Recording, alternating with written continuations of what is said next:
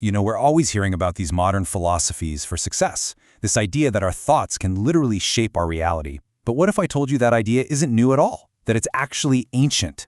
Let's dig in and uncover a secret that's been hiding in plain sight for thousands of years. So I'm sure most of you have heard of this, the law of attraction.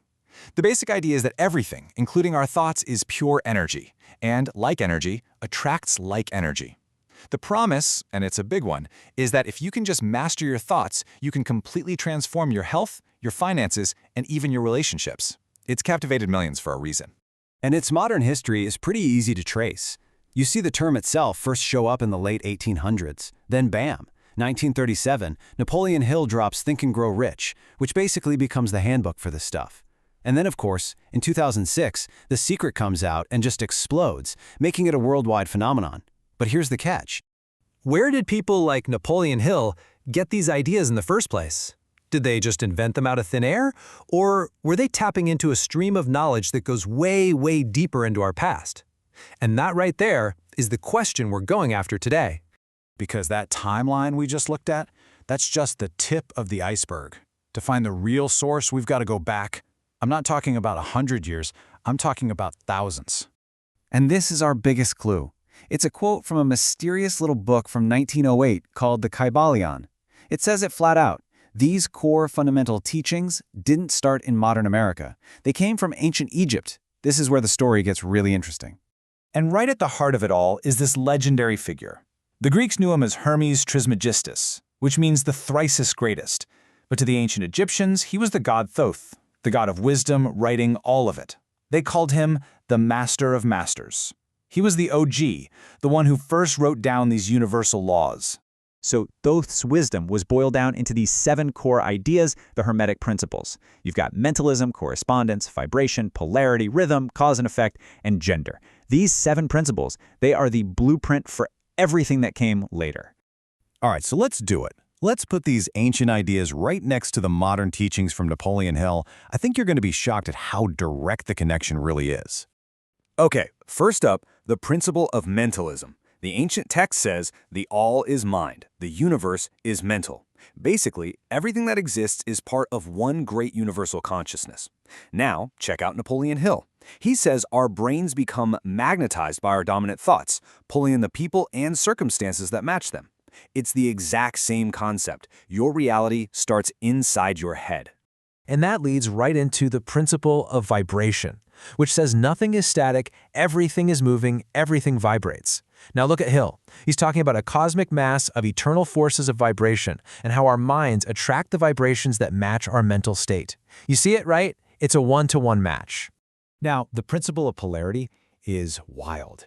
It says that opposites, like, say, love and hate, or fear and courage, they aren't actually different things. They're just two ends of the same spectrum. And you can consciously change your position on that spectrum. Hill gives the perfect example with Gandhi, who literally changed the mental polarity of millions of people, moving them from a state of fear to a state of empowerment through pure faith. Then there's cause and effect. The Hermetic idea is that most people are just effects. They get tossed around by life and other people's choices. But if you master your mind, you can rise above that and become a cause, someone who makes things happen. This lines up perfectly with what Hill says about reaching a higher level of thought, where you're no longer limited by your circumstances. You start creating them. And finally, we have the principle of gender. Now, this isn't about physical sex. It's the idea that everything has masculine and feminine energies, a yin and a yang. And the interplay between those two is what creates everything. Napoleon Hill gets right at this when he talks about transmuting sexual energy, which he called our most powerful creative force, into things like imagination, courage, and that unstoppable drive for achievement. So, okay, the philosophical connection is undeniable. But here's the big question. How do you actually use this stuff? How do you take it from an idea in your head and turn it into something real? Well, Napoleon Hill gave us a very, very specific roadmap. This is it, the famous 6-step method from his book. It's a practical guide for applying those Hermetic principles. You have to be laser-focused, know the exact amount of money, decide what you'll give for it, set a hard deadline, make a plan, and start now. Write it all down, and then you read that statement out loud every single day to burn it into your subconscious mind. You can actually boil this entire ancient to modern process down to a simple, powerful framework. It all starts with your beliefs. Those beliefs fuel your thoughts. Your thoughts create feelings, which act like an amplifier. Those feelings push you to take action. And of course, your actions create your results. It's a loop. Your inner world is constantly building your outer world. That's the blueprint. So this system, this master key, as some of the old-timers called it, it's not just some cool historical fact. It's a toolkit. It changes this from a history lesson into something you can actually use. Which brings us to the most important question. What are you going to build with it? You know, when you really understand this timeline, it does more than just give you context. It completely reframes how we look at intellectual history.